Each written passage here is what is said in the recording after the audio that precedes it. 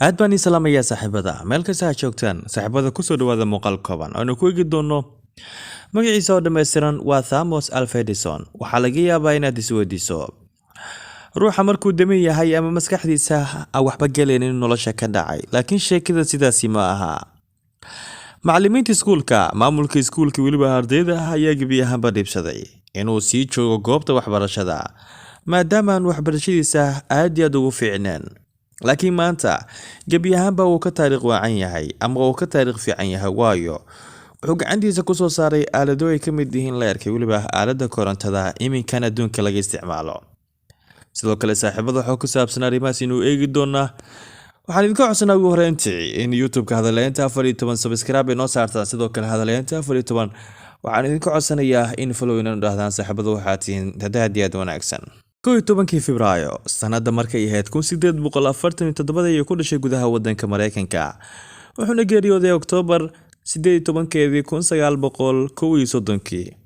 wuxuu ahaa hal abuurkii ugu horeeyay gudaha wadanka Mareykanka sidoo kale wuxuu ahaa ganacsade lagu tilmaamo inuu yahay hal abuurkii ugu weynaa ee gudaha wadanka Mareykanka soo mara wuxuu soo saaray aalado badan oo ay ka mid yihiin sida leerka laakiin Thomas intuu heerkan soo gaarin maxaa dhacay maalmaha ka mid ah maamulka iskuulka ayaa warqad ka socotay iskuulka waxay u dhiibeen hooyada dhashay Thomas wuxuuna warqadan u qornay sidatan wiilkaaga uu maskax adag yahay waligiisa sidiisa ayuu noqonayaa mana isbedelayo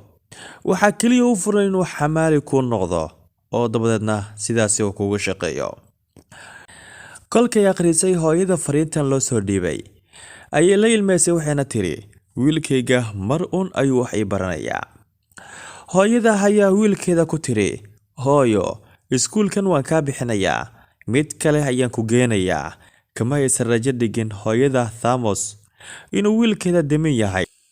waya saaxiibada intan ayaa kusoo gunaanadii aan kusoo gabagabeynaya waxaan idinku codsanayaa in hadaleynta 14